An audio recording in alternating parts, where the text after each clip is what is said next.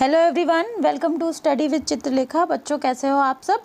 I hope आप लोग सभी बहुत अच्छे होंगे और आप लोगों की तैयारी भी बहुत अच्छे तरह से चल रही होगी। बच्चों आज की क्लास में हम करने वाले हैं क्लास 5th का मैथ्स का एक टेस्ट पेपर। ठीक है, ये आप लोगों के PT1 जिनके बच्चों के अभी हुए नहीं हैं उनको हेल्प करेगा।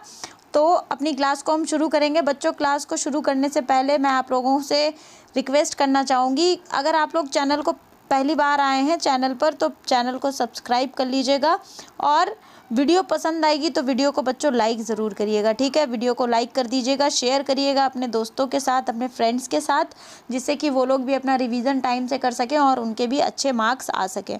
ठीक है बच्चों, तो चलिए अपनी क्लास को हम लोग शुरू करते हैं और आज का हम लोग पहला क्वेश्चन देखते हैं। पहला जो सेक्शन आप लोगों का है ये नॉलेज बेस्ड है, नॉलेज का सेक्शन है, 6 मार्क का है। तो फर्स्ट क्वेश्चन है आपका, Mohan is asked to measure the given angle, help him to choose the correct instrument from his geometry box. तो बच्चों आप लोग जो एंगल है उसकी मेजरमेंट किस इंस्ट्रूमेंट से करते हो वो यहाँ पे हमें बताना है। ठीक है, तो बच्चों जो इंस्ट्रूमेंट है एंगल मेजर के लिए यूज़ होता है उसे प्रोट्रैक्टर कहते हैं। ठीक है, क्या कहते हैं? प्रोट्रैक्टर कहते हैं। ऑप्शन नंबर बी यहाँ पे करेक्ट ऑप्शन आपका हो जाएगा। Degrees are the unit of measuring बच्चों एंगल्स। ठीक है, एंगल्स को हम लोग मेजर करते हैं डिग्रीज में। चलिए नेक्स्ट क्वेश्चन है, 10 million equals to how many lakhs. तो बच्चों 10 मिलियन इक्वल्स टू 100 लैक्स, तो यहाँ पे आप 100 फिल कर दोगे। ठीक है, 10 मिलियन में आपके 100 लाख होते हैं। नेक्स्ट क्वेश्चन देखते हैं, the space inside the boundary of a closed figure. तो जैसे मान लीजिए ये एक रेक्टेंगल है और इसके अंदर का जो एरिया होता है, इसके अंदर का जो भी ये स्पेस है इसको क्या कहेंगे? इसे हम एरिया कहेंगे। ठीक है, इसे एरिया कर देंगे, एरिया लिख देंगे यहाँ पे, तो ये एरिया हो जाएगा।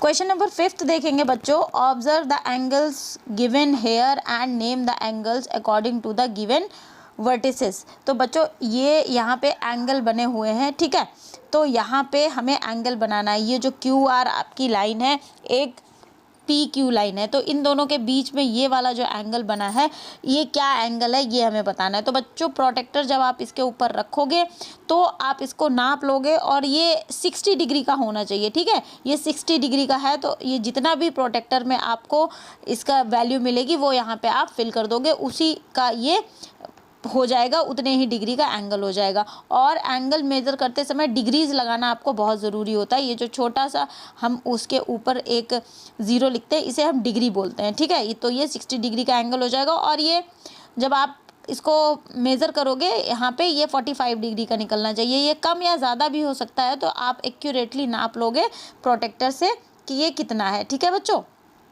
चलिए नेक्स्ट क्वेश्चन पर आते हैं हम। नेक्स्ट क्वेश्चन हमारा है अंडरस्टैंडिंग। अंडरस्टैंडिंग में आंसर ऑल द क्वेश्चंस। तो 6 क्वेश्चन आपका है, choose the number which has 6 in 100 place. ठीक है, choose the number which has 6 in 100 place. ठीक है, तो बच्चों इसका जो आंसर हो जाएगा, बेसिकली क्वेश्चन आप समझ लीजिए क्वेश्चन में क्या पूछा गया है। क्वेश्चन में ये कहा गया है कि ये ABCD 3 ऑप्शंस, जो 4 ऑप्शंस यहाँ पर हैं, इनमें से किस ऑप्शन में 6 की प्लेस वैल्यू 600 है। ठीक है, तो बच्चों 6 की प्लेस वैल्यू 600 जिस नंबर में है वो है आपका 5624। तो ये जो C ऑप्शन है, अगर आप यहाँ पे प्लेस वैल्यू निकालोगे किसकी? 6 की, तो देखिए 6 जो है 100 नंबर पे है, तो 100 और 6 को मल्टीप्लाई करते हैं तो 600 इसकी प्लेस वैल्यू आएगी। तो ऑप्शन नंबर C आपका करेक्ट ऑप्शन हो जाएगा। नेक्स्ट क्वेश्चन देखिएगा, which of these has an area of 8 square kilometre. तो बच्चों 8 स्क्वायर किलोमीटर का एरिया इनमें से किसका होगा वो हमें बताना है। स्कूल प्लेग्राउंड ये किलोमीटर्स पे नहीं होगा, ये मीटर्स में होगा, और 8 स्क्वायर किलोमीटर नहीं होगा। क्लासरूम एरिया ये स्क्वायर फीट में होगा। टीवी स्क्रीन सेंटीमीटर्स में या इंचेस में होती है। ठीक है, जो सिटी एरिया है ये 8 स्क्वायर किलोमीटर होगा, तो ऑप्शन नंबर D जो है आपका करेक्ट ऑप्शन हो जाएगा इसका, सिटी एरिया। ठीक है, नेक्स्ट क्वेश्चन पर आएंगे, which of these statement is true. तो यहाँ पे ये हमारे पास 4 स्टेटमेंट दे रखे हैं, 4 स्टेटमेंट ABCD, तो हमें इन्हें रीड करना है और बताना है कौन सा स्टेटमेंट ट्रू है। ठीक है, तो two acute angles together make a straight line. तो बच्चों जो एक्यूट एंगल होता है, एक्यूट एंगल की वैल्यू लेस देन 90 डिग्री होती है, ठीक है, वैल्यू लेस देन 90 डिग्री होती है। तो जब दो एक्यूट एंगल्स को आप ऐड करोगे तो ये स्ट्रेट लाइन नहीं बना पाएंगे। इसके लिए स्ट्रेट लाइन बनाने के लिए इक्वल्स टू होना चाहिए 90 डिग्री। तो दो 90 डिग्री के ऐड करोगे तब जा कर के 180 डिग्री होगा, और 180 डिग्री का जो एंगल होता है वो स्ट्रेट लाइन होता है, ठीक है। तो ये जो स्टेटमेंट है ये फॉल्स हो जाएगा, ये ट्रू नहीं हो पाएगा, ठीक है, इसको ध्यान रखेंगे। टू एक्यूट एंगल कितने भी बार आपकी कोई भी वैल्यू ले लो, मान लो आपने 75 ले लिया और 85 ले लिया, ठीक है, ये एक्यूट एंगल है, और इसको ऐड करोगे तो ये 5 + 5 10 हो जाएगा, 7 + 8 कितना हो जाएगा 15 हो जाएगा, और 1 कैरी तो 160 180 डिग्री होना चाहिए, तब स्ट्रेट लाइन एंगल बनेगा। तो ये जो स्टेटमेंट है ये फॉल्स हो जाएगा बच्चों, ठीक है, क्या हो जाएगा, फॉल्स हो जाएगा। नेक्स्ट क्वेश्चन पर आएंगे। Two obtuse angles together make an acute angle. बच्चों जब ऑब्ट्यूज एंगल है तो ऑब्ट्यूज एंगल की वैल्यू ग्रेटर देन 90 डिग्री होती है, ठीक है। तो जो ग्रेटर देन 90 डिग्री होगा अगर आप उसको ऐड करोगे तो इसकी वैल्यू लेस देन 90 डिग्री कभी हो ही नहीं सकती, ये ग्रेटर देन 90 होगा, हमेशा ग्रेटर देन 90 होगा, और बल्कि ये जो है ग्रेटर देन 90 होगा तो एक्यूट एंगल ये कभी भी फॉर्म नहीं कर पाएगा। तो ये जो बी वाला है ये भी फॉल्स हो जाएगा। बच्चों डी देखते हैं। D, two obtuse angle together make a right angle. तो ऑब्ट्यूज एंगल की वैल्यू बच्चों क्या होती है, ग्रेटर देन 90 डिग्री होता है ऑब्ट्यूज एंगल, ठीक है। तो और राइट एंगल की वैल्यू क्या होती है, इक्वल्स टू 90 डिग्री होती है। तो जब दो ऑब्ट्यूज एंगल को आप टू ऑब्ट्यूज एंगल को ऐड करोगी तो इसकी value always greater than 90 degree आएगी। तो ये वाला भी स्टेटमेंट क्या हो जाएगा, डी वाला फॉल्स हो जाएगा, ठीक है, फॉल्स हो जाएगा। नेक्स्ट क्वेश्चन पर आइए। Identify the closed figure. ये जो CDEF दे रखे हैं इसमें से क्लोज्ड फिगर बताना है, तो जो डी है यही क्लोज्ड फिगर है, तो यही वाला आपका करेक्ट ऑप्शन हो जाएगा। नेक्स्ट क्वेश्चन है। Observe the given figures on the square grid and find the area. मतलब यहाँ पे ये जो फिगर दे रखा है इसका हमें एरिया फाइंड आउट करना है। तो जितने भी स्क्वायर हैं आप इनको काउंट कर लीजिए, वही इनका एरिया हो जाएगा। तो देखिए बच्चों ये जो रेक्टेंगल बना हुआ है यहाँ पर 1 2 3 4, ये 4 हो गए। उसके बाद 2 स्क्वायर्स ये हैं बन जाएंगे आपका, एक ये बन रहा है, एक ये बन रहा है, और जो जितना कट पार्ट है उतना ही इधर है, ये वाला और ये वाला। तो इसकी वैल्यू क्या हो जाएगी, 4 ये हो गए, 2 ये हो गए, तो 6 स्क्वायर सेंटीमीटर हो गया, ठीक है, 6 स्क्वायर सेंटीमीटर। उसके बाद ये वाला जो फिगर है इसमें काउंट करते हैं 1 2 3 4 5 एंड 6, ठीक है, 6 ये हो गए, और 3 स्क्वायर्स आपके ये बन जाएंगे 1 2 एंड 3, तो ये 9 स्क्वायर सेंटीमीटर हो जाएगा, ठीक है, ये बन गया आपका। नेक्स्ट क्वेश्चन पर आइए। Expand the given numbers. तो यहाँ पर ये जो नंबर दे रखा है इसे हमें एक्सपेंड करना है। तो ये 65,248 है, तो यहाँ पे 60,000 आपका हो जाएगा, ठीक है, 60,000 प्लस 5,000 हो जाएगा आपका, 5,000 हो गया, प्लस 200 हो गया, प्लस 40 प्लस 8, तो ये एक्सपेंडेड फॉर्म हो जाएगी। नेक्स्ट क्वेश्चन है 10,589, तो यहाँ पे 10,000 हो जाएगा आपका।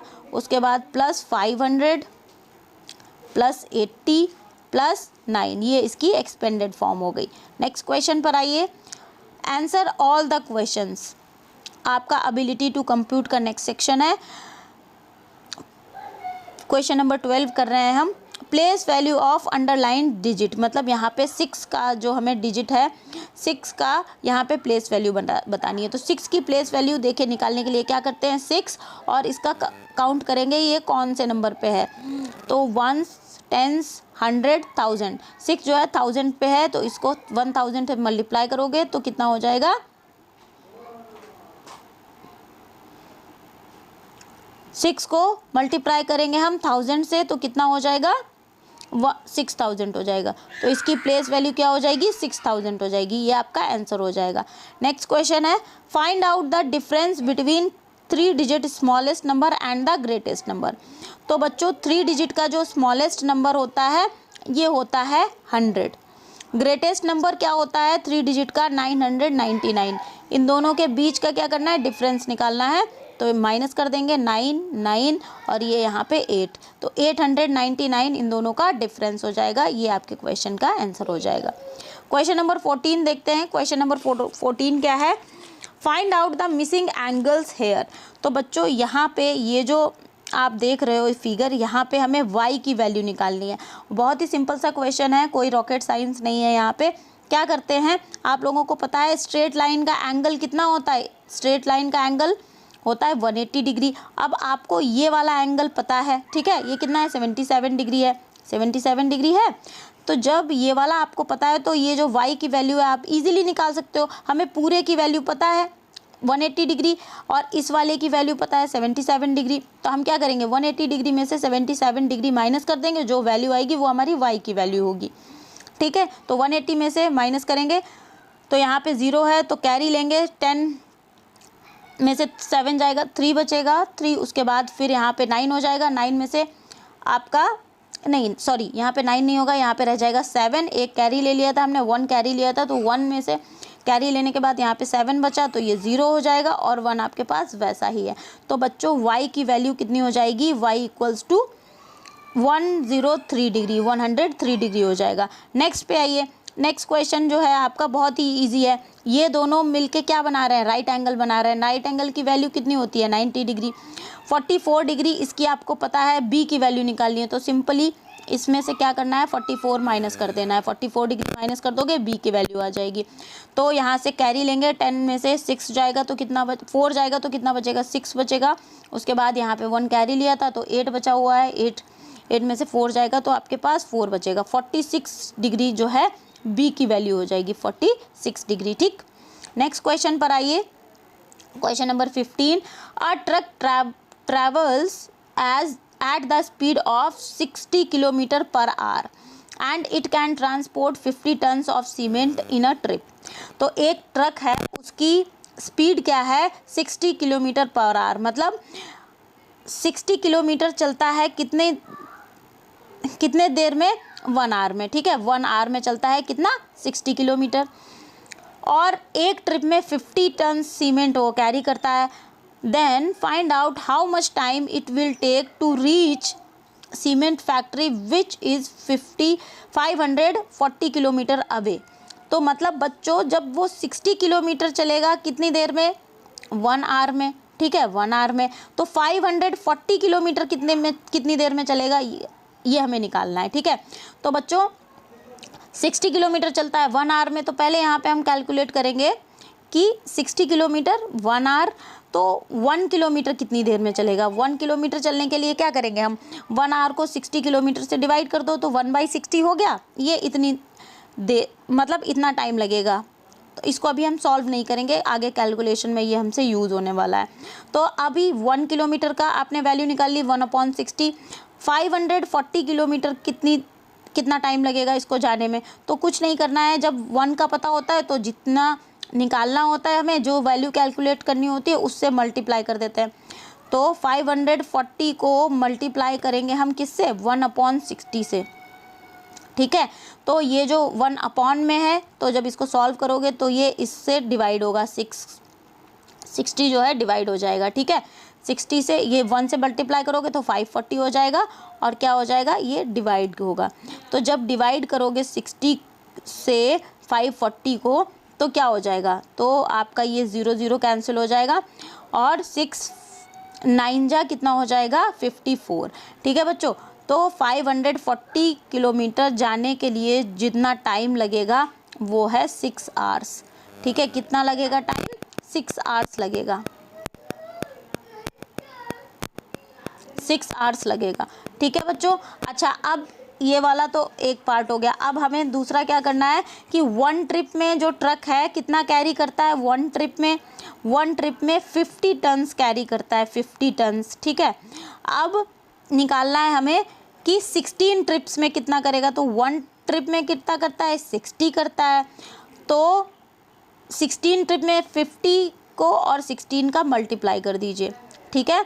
तो जब 15 और 60 का आप लोग मल्टीप्लाई करोगे तो 16 5 जा कितना हो जाएगा, 80 हो जाएगा। और उसके बाद एक ये जो 0 है इसको यहाँ ऐड कर देंगे, दैट मीन्स 800 टन्स इसकी वैल्यू हो जाएगी इस क्वेश्चन की। ठीक है, चलिए नेक्स्ट क्वेश्चन पर आते हैं। नेक्स्ट क्वेश्चन क्या है?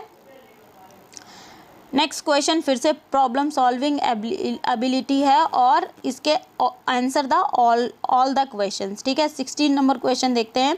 Most of the bridge towers are built by using triangle in their structure because.